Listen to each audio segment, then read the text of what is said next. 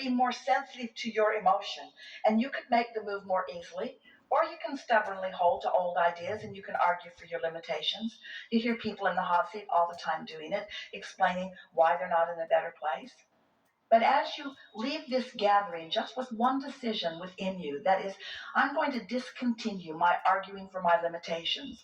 And we want to tell you why you're arguing for your limitations.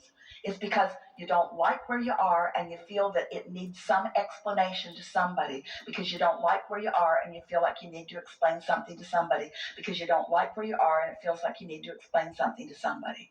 But every moment you spend explaining or arguing for your limitations or explaining why you're not where you want to be, what's happening is you're still launching the rockets and launching the rockets and launching the rockets and launching the rockets and launching the rockets.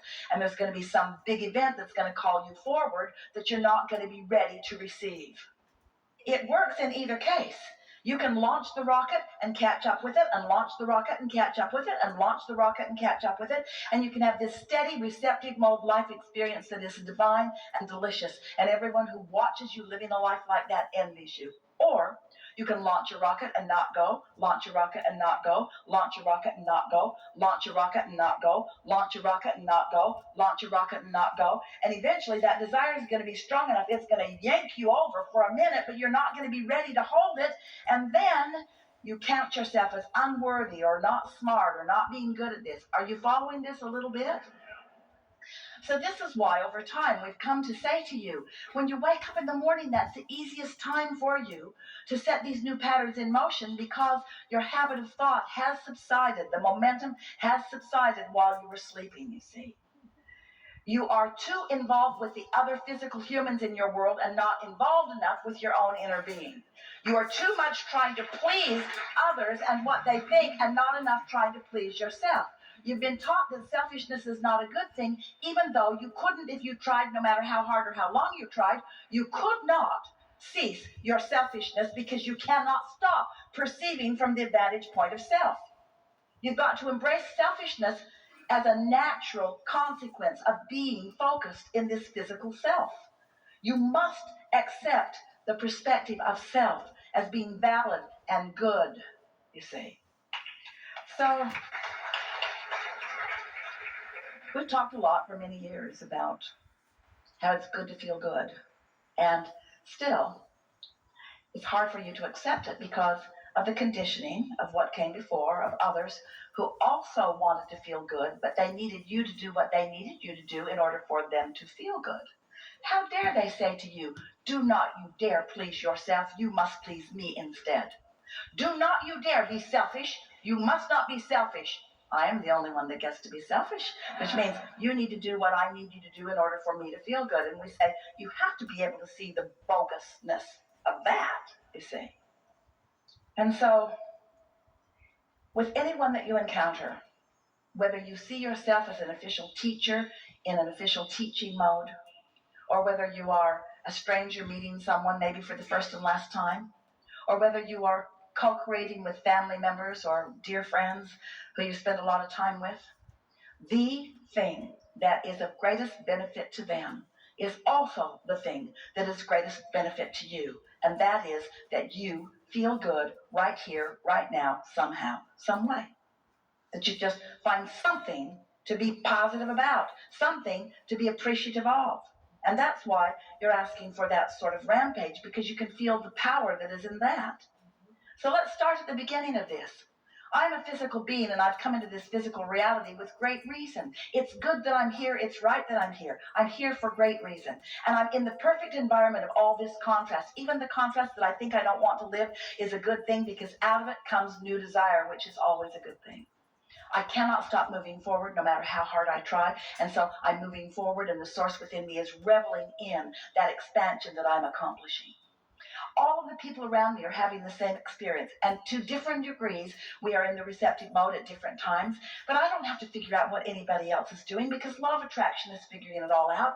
All I have to do is feel as good as I can feel right here, right now. And the options are unlimited for me. I can get up and walk away from a conversation. I can engage fully in a conversation. I can go back to bed and take a nap. Can you? This week, can you go back to bed and take a nap? I can go back and take a nap.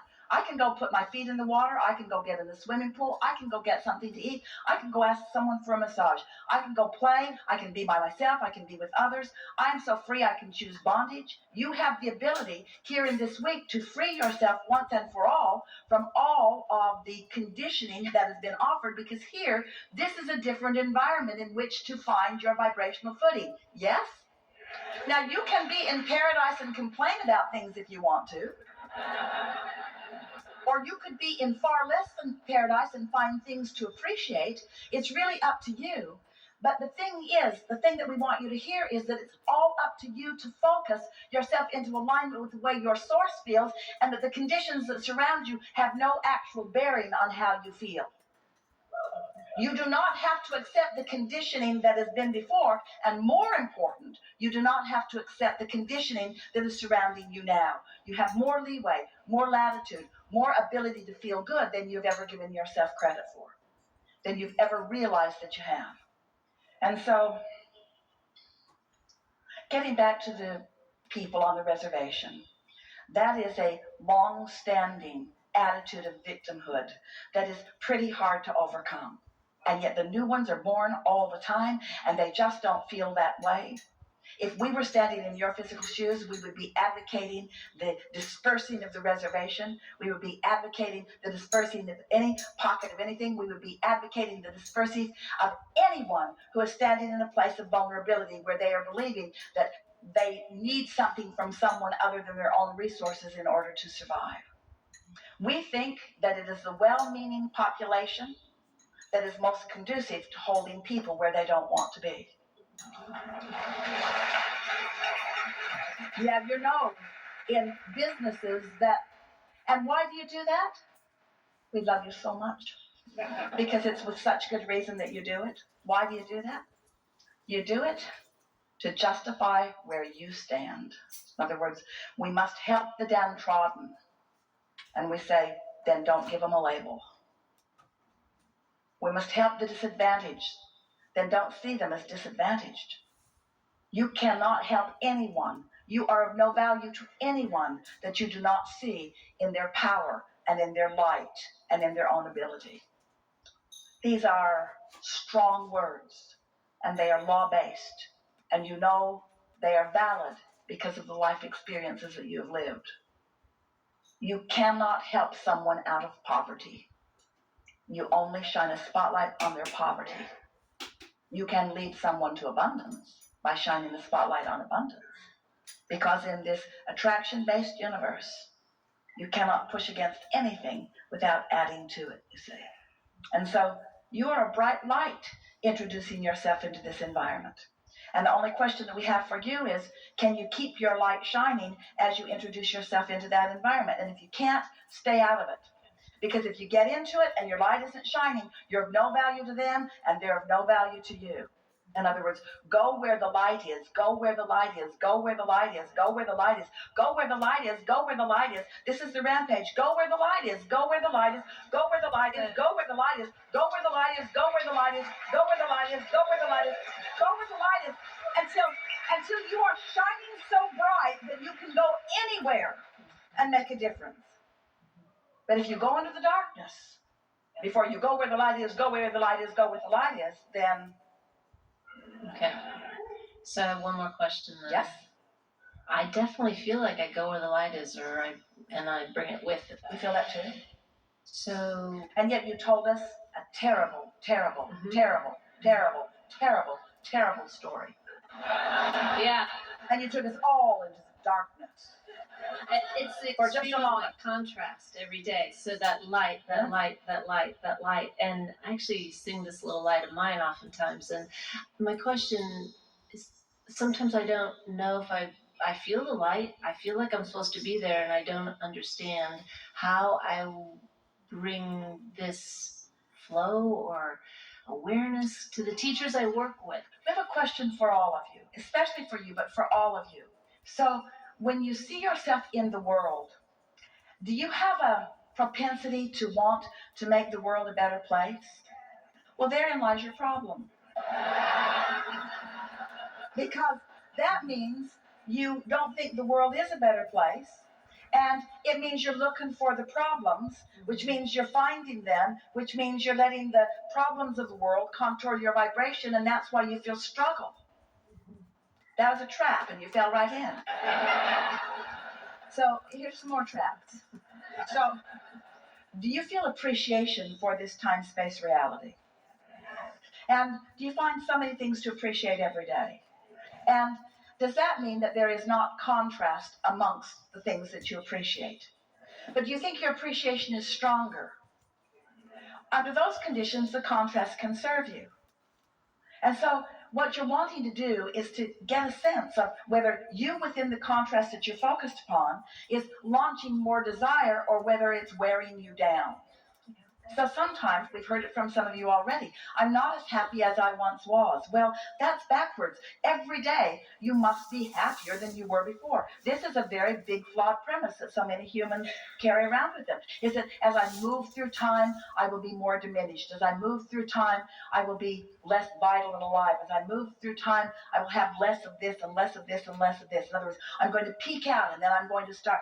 Well, there's no reason ever to peak out and then begin sliding down, because you have access to source energy that is resourcing you, that is renewing you.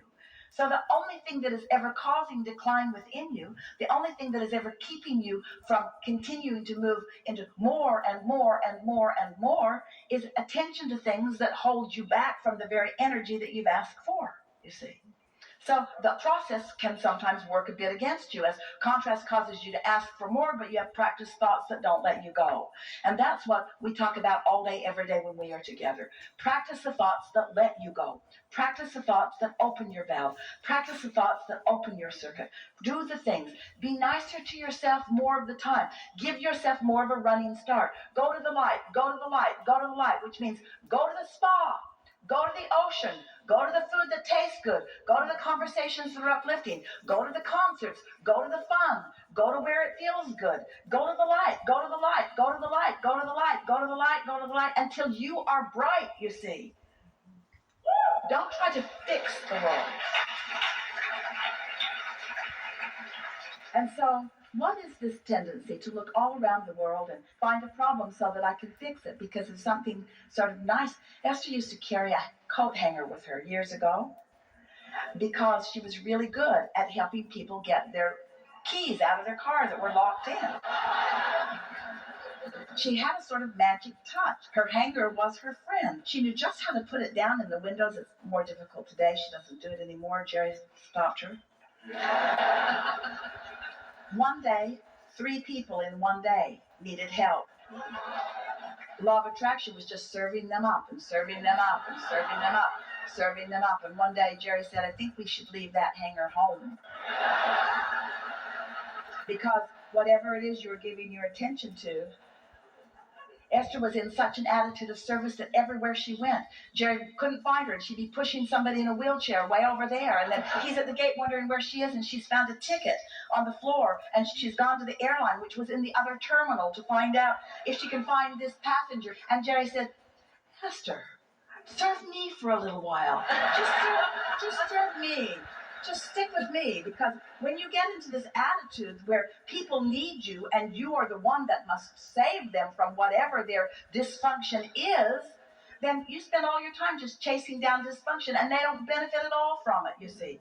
Go to the light, go to the light, go to the light, go to the light. People say, Abraham, you teach selfishness, and we say, yes, we do. Yes, we do. Because if you are not selfish enough to claim your receptive mode, then you do not have the resources to last that long.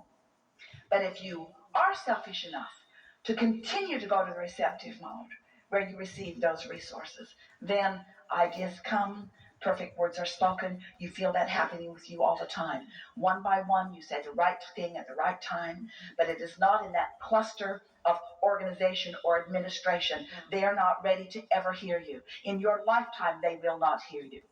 But these little ones will, as you demonstrate through your bright light, you see. The truth of it